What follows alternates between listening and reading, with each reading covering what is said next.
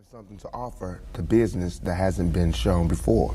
You know, I have a whole energy that represents not just black youth, but white youth, Mexican youth, you know what I'm saying? That change right before you go from being 18 and unresponsible to when you go to being like 21, 22, and the whole world's on your shoulders. I believe strongly that my audience empathize with me because I show that side. I show that emotion raw, uncut, good and bad. And so I think I can bring that more funnel, more directed into screenplays, more albums, producing, managing, you know what I'm saying? If I can figure out just how to control it, I can use it on a lot of different levels. I trip off because it happens out of nothing. It just goes, you know, everybody just be screaming and acting, and I just trip.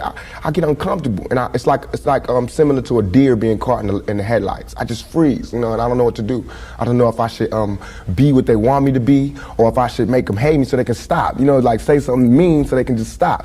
But I'm just like caught in the middle of it because you can't. I mean, no one can do that. Police can't do that. They can't stand in front of all those people and control them with a gun and mace and all that. So me with just words, it's like a battle to find the right words to say at the right time. I'm curious, when you think about the idea that you do have that kind of control over so many people, in one sense, the whole idea of being a role model comes up in the imagery. And a lot of people who know you, and I talked to them beforehand, suggested that, hey, you know, when you meet him, he's going to be something entirely different than you imagined and what the media is portraying him. What about that idea that you have been portrayed? And sometimes, I mean, to be honest, you like the portrayal of you just hard, thug. That's right. Don't step on me. That's right. You're in trouble. That's right. Yet there's another side to you, too. What about that idea that you've got to be able to figure out where you're going? To me, it's like it is my sensitive side that likes to blow up the hard side, because if my image or my reputation can stop a confrontation before it happens, I'm fine. You know what I'm saying? I know how it is day to day. It's a constant man ego check going on in this street, in this world. So part of that is just like, you know, that's my resume. But as far as the media, they look at it as something different. They don't care about my resume. They don't care about me not getting in trouble. It's just another story, you know, and it's a real story. They don't have to pay for it, and they're going to milk it for all it's worth. As far as people, they want me, when they first see me, to humble myself. They want me to be like this and da-da-da, just because they're scared of me. But I don't feel like that's my job, to humble myself, to show you that I'm not a threat. I'm not a threat, unless you're a threat to me. You know what I'm saying? So when people say, when you meet Pac, he's different than he is, because when somebody one-on-one, anybody one-on-one, I believe, honestly, that I can talk. I believe that I have the ability to reason, I have logic, I have compassion, I have understanding. If we talk, there's no problems. You know what I'm saying? But that's not what happens. People use what they heard in the media, and that's how they come at me. And then, you know, we got to clash. One of the things that you read in the media is that you're angry, that you personify your generation, that you just got some angry folks out there, and you're one of them. I'll put it to you. Are you angry? Are you angry with what you see society is about? Yeah, I'm extremely angry, confused. You know, a lot of the times that I sat up in court, I couldn't defend myself. You know what I'm saying? And it wasn't like the things they were saying about me were beyond my comprehension, or the things that I could say weren't going to help my case. But because it's like being exiled, you know, from society, and that's how I feel. And this whole the anger comes from, I'm tired of waiting for my past to get into society. All I ever wanted to do was make me and everybody around me feel more comfortable about where we were. You know what I'm saying? About the places that we stayed. This is our home base. Let's build it up. Let's be happy about where we come from. You know what I'm saying? Instead of trying to assimilate and get a pass key to where they at. You know what I'm saying? Not to say that everything needs to be separate, but we gotta find pride in ourselves. You know what I'm saying? And once you get the pride, like damn near 2 seconds after the pride comes anger. From being held like that for so long, and to be made to go through those changes, you get mad. You know what I'm saying? As soon as any black man receives his first 3 checks, he starts getting mad. Because it's not about the necessity of having to have a job and having to pay and having to do that. You don't care no more about the smiles and the, yes, massa, because you done got paid. You know what I'm saying? And now it's like you want to save money. You want to help other people. And you see how far it is, how far you have to go to help anybody in your neighborhood. It's set up for me when I get paid, for me to exit the ghetto. You know what I'm saying? The only reason I've had these problems is because I haven't left yet. And these problems don't come from a white man. It comes from just society, the problems that we have. Let me put this to you. A lot of people tell me Tupac is, for the most part, a nice guy. This old thug thing, hype. Good for record sales. Helps him identify with the young people who are out there and angry, who would maybe label him a sellout, like they did Hammer, if he didn't have that hard side. What about that? First of all, nobody could call me a sellout. I'm not going for that. I'm not even in that. I'm not looking for approval from the black community, because we don't give approval. We don't really do nothing but exist. So it's not like black people could tell me you a sellout or you true blue. You know what I'm saying? It's not that. I'm not even caught up in that. But I can see that, you know what I'm saying, the one thing we do have in common as black people is we share that poverty.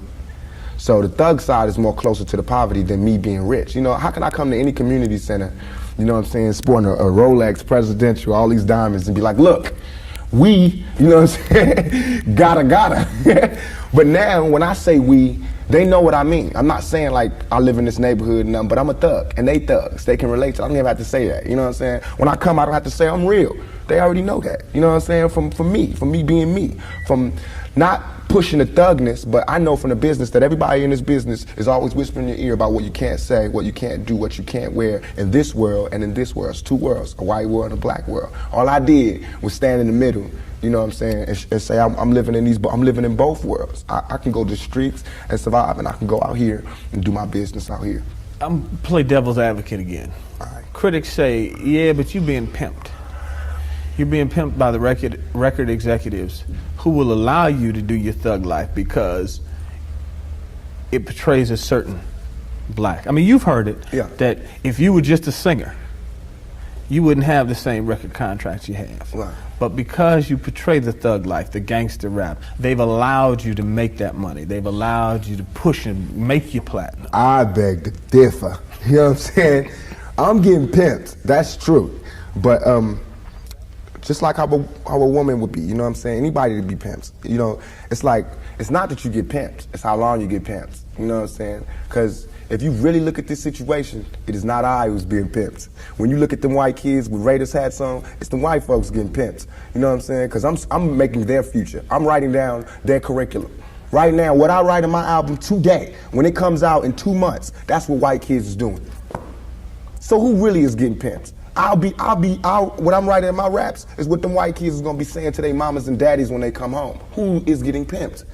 You know what I'm saying? I'm a high school dropout. You know what I'm saying? As far as my teacher told me when I was in high school, I ain't gonna be, you know what I'm saying? I just gotta, it's going down. You know what I'm saying? It's going down.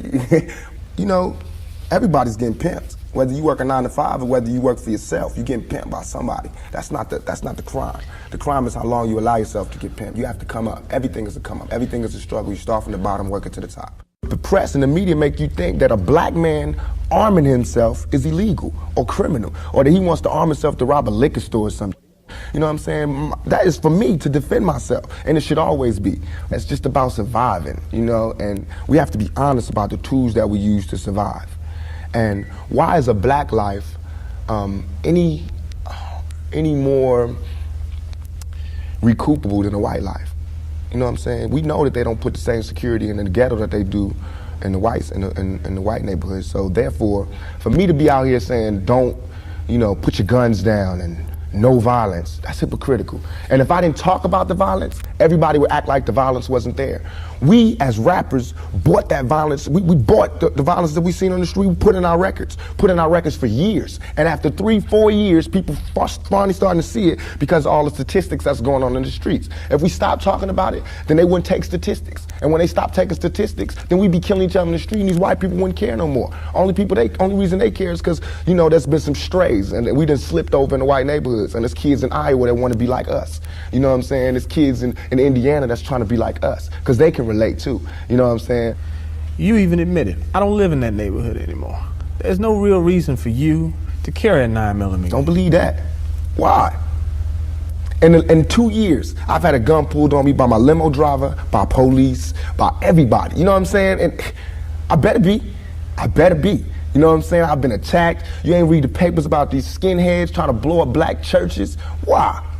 They see me as the enemy just like y'all do. You know what I'm saying? They can come to my house and sit outside my house just like anybody else can. A skinhead. And once my life is gone, it's gone. Can't nobody give it back to me. Not the judge, not the president, not the governor, not Calvin Butts, not Jesse Jackson. They can't do nothing but come to my funeral and talk pretty about how black people suffer. You understand? And as far as Jesse Jackson, my first acting job was at the Apollo Theater when Jesse Jackson was running for president in 1984. It hurts me for him to say anything negative about any rapper because we supported him. He should support us. You know what I'm saying? As far as his image, you know what I'm saying? What was he? What was he doing?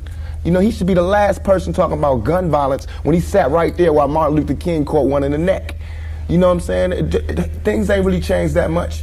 I swear to God, nothing I ever say is meant to be something where innocent people get hurt. Nothing I ever say is meant to be like a end all, let's go do it right now. Nothing.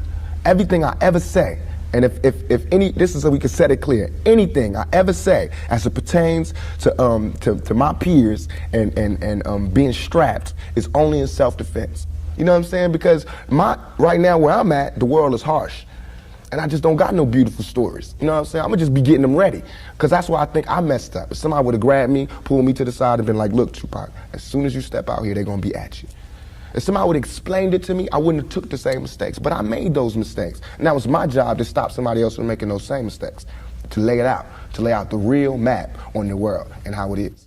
Everything I'm saying is a warning, is a plea for help. If everybody is so goddamn worried about me, why ain't nobody came to help me? You know what I'm saying? I never wanted to be no star. This ain't my job. I don't care if everybody don't cheer for me. You know what I'm saying? If you're not cheering for me for what I'm doing, don't cheer for me. Don't cheer because you think I'm cute. You know what I'm saying? Screw that. Cheer for me for what I'm doing, for what I stand for. And when I go to jail, you should cheer louder. You know what I'm saying? Because I'm standing up for what I do. I'm not robbing nobody, not stealing from nobody. I never took nothing. Everything I do to represent my people. I do because I think this is what they want me to do. This is all I want to say. For all them people that doubt me, I had no record all my life. Okay? No record, no police record, until I made a record. As my video was debuting on MTV, I was behind bars getting beat up by the police department. I got a $10 million lawsuit. They said they would settle with me and everything. You know what I'm saying? But nobody cared about that. That wasn't blew up all in the news. They did not see me on TV with my eye busted, my head busted. There's pictures of those. In Oakland, yes, in Oakland. You don't see them pictures. You see pictures of Tupac coming out of jail in cuffs. You don't see pictures of the police standing over me beating my brains in. You don't see that. But I see that. That's what I see. You know what I'm saying? So it's all real. And I feel like just like a woman that's raped, any woman that's raped would never, ever allow herself to be raped again. Am I correct? Any woman that's violated would never allow herself to be violated again. Same thing. You know there are going to be people who sit here and say, how can you say that when you're faced with that charge? That's how I can say it. We got people in my own community that will get me. Why? Because I got it. Now this girl, who I can't say her name, but if I was to say her name, 1,000 all over the world would go, I put this on everything I love, on everything I love. When I was in Atlanta, I was pulled over at a gas station. Some dudes from New York pulled over next to me and told me the girl's name. They said, I know the girl that did it. They told me her name and where she's from, say she's scandalous. I can't go on TV talking about this girl, because that's what they want me to do. They want me to get on TV and talk about my black sister is a hoe, and she's a bitch, and she's a money grubber. I ain't fit to say that. I don't have to do that to show that I'm innocent. You know what I'm saying? I'm not guilty. People should look me in my eyes. They should look me in my eyes. And anybody that thinks I committed that rape should go get Brenda's Got a Baby and keep your head up and listen to him thoroughly. It was hard to imagine that you would do that. It shouldn't be nothing it should not even be to me. I have no patience for anybody that doubts me. None at all. It's too hard out here. You know what I'm saying? If my people don't stand up for me, who is? I understand these white folks looking at me like that because they don't know me. They didn't hear keep your head up. That ain't no fluke. You know, keep your head up ain't no goddamn come up. I didn't do that for to be smiling in my face to say, oh, he's cool. I did that from my heart. So that if they do try to put a rape charge on me, my sisters could say he ain't about that. Now, if my sisters can't say that, you won't hear another keep your head up out my mouth. You understand me? Because it's a struggle on young black males today. What would a Vietnam vet be like without a sergeant, without any backup, without any other soldiers, nobody but a Vietnam vet in Vietnam? When he came home, how would he be? And that's me. I had to go through all that street, war, everything, the same drugs that everybody else get turned out on. You know, where I would have been stopped short, I made it past. And here's where I am. But because I made it past, I missed some lessons. You know what I'm saying? And you can see the lessons that I missed when you talk to me. You can see where I haven't had a father when you talk to me. You know what I'm saying? You can see where I spent a lot of my time in the streets when you talk to me. Because the words that I say are not words that come from a mother's mouth or a father's mouth. It's words that comes from a pimp's mouth or a prostitute or a hustler or a drug dealer. You know what I'm saying? But to me, these were my role models. How much of that, though, in terms of growing up without a father, sometimes not being with your mother, do you lament on and look back and say, damn, I missed something big? Everything. I know for a fact that had I had a father, had I had someone, and I hate saying this because white people love hearing black people talk about this, but had I had a father, had I had some of these opportunities, I'd have been able to help my mother more. She wouldn't have went the road she went. I could have been a better son. You know what I'm saying? She wouldn't have went that road. It was the absence of my father. You know what I'm saying? I'm dealing with him being daddy not being there. My mother's dealing with him being my man not being there. You know, so many problems in our community that affect everything. So by me not having that, I ain't never want to hear nothing about no kind of relationships between a black man and a black woman. I knew they didn't work. Because as far as I knew, my daddy was the coolest dude out there. And my mama was a Panther. So if they didn't work, it don't work. That's how I felt. You know what I'm saying? And going out there, you know what I'm saying? It's like watching my mother just go through changes and everything. It's like my mother's my partner. She a soldier. You know, she a soldier like I'm a soldier. You know, and I watched the peep the game that she went through. If I would have went the same way my mother went had not she did her route and showed me where it went wrong with her. My mother always told me, don't you ever, ever just volunteer yourself to our people, because they'll use you. That's what they do. You know what I'm saying? She also told me to follow my heart and for me to be the leader. But it's interesting to see just the change in your face, your reaction, your thought process. That's all I ever wanted to do. Ask my mama. I wanted to go to college. I went to school all the way and was ready to go to college. The only thing that stopped me was money. The time all the kids in my school was writing applications to go to college, I didn't have no lights and no electricity. And that ain't my mama's fault. You know what I'm saying? So when I think back to that, I'm not thugging for me. I'm thugging for my family. I pay all the bills. You know what I'm saying? I feed my whole family. Wrong or right, I do. And I can't stop. You know what I'm saying? And if thugging is gonna make me $1 million, because it just got me platinum, then that's what I got to do constantly. And if it makes me feel, because right now, I feel satisfied. I don't feel like I've ever embarrassed myself or my people, you know, in nothing that I've done. And yet and all, I got the whole world fearing me. You know what I'm saying? At 23.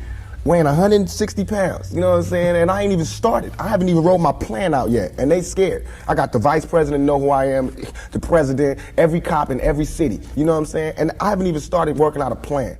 We killing each other because we killing ourselves. When another man, I know, I've been in a position, it's out of our control. It's not like he wants to kill. He just doesn't want to die. You know what I'm saying? It's that situation when we are living in a war zone.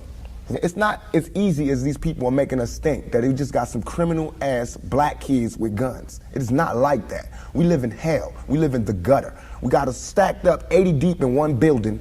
You know, by the time you get out your house, you strapped to protect yourself. Because you living in the same community that the police is carrying rifles and riot gear. Same, they need them riot, excuse my language, I'm so sorry. The same reasons they need the riot hat, the riot jacket, the flak jacket, the double vest, the 9mm Glocks with extra bullets, the tear gas, the mace, all that. Who do you think the police is using that against? Dogs?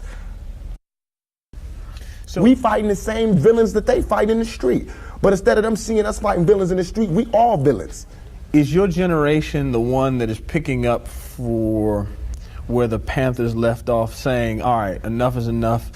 The generation before us forgot about the fight. We're picking it back up. Not only forgot about the fight, forgot about us. Yes, and we're picking it back up. But at this level, all we're trying to do is unite. And right now, as a year, we got 1 million people that's listening. Now we can tell them something. Now we can try to get them that way, and we might lose some. We might gain some, but we would never even have that audience had we not said what was real.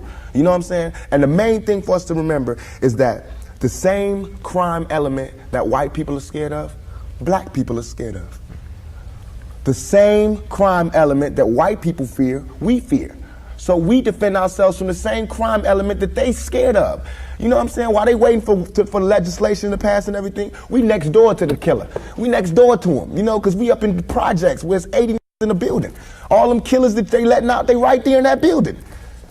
But it's better, just because we black, we get along with the killers or something? We get along with the rapists because we black and we from the same hood? What is that? We need protection too.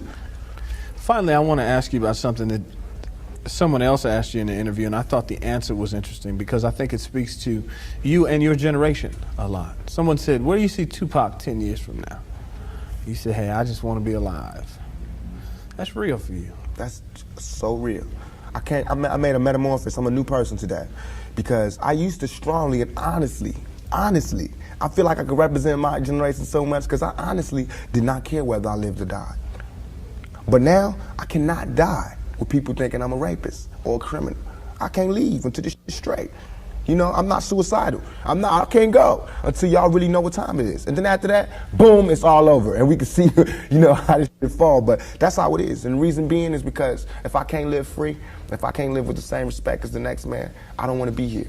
Because God has cursed me to see what life should be like. If God wanted me to be this person and be happy here, he wouldn't let me feel so oppressed. He wouldn't let me feel so trampled on. You know what I'm saying? He wouldn't let me think the things I think. So I feel like I'm doing God's work. You know what I'm saying? Just because I don't have nothing to pass around for people to put money in the bucket don't mean I ain't doing God's work. I feel like I'm doing God's work. You know what I'm saying? Because these ghetto kids ain't God's children. And I don't see no missionaries coming through there. You know what I'm saying? So I'm doing God's work. While Reverend Jackson do his up in the middle class and he go to the White House and have dinner and pray over the president, I'm up in the hood, you know what I'm saying, doing my work with my folks. And just because I don't live there don't mean I don't go there. I got to go there because I can't hang nowhere else.